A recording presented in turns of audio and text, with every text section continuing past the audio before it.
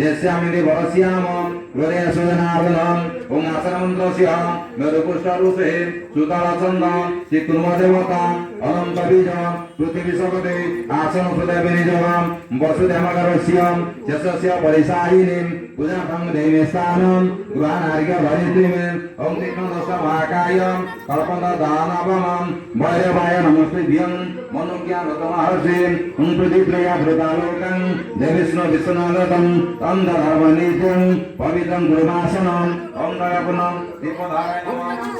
दीपधाराय सकं बधिपति परिवेशम कर्मसाके अभिज्ञ जावत पूजा करिष्यामि तावतं सुस्थिरभवम् अस्य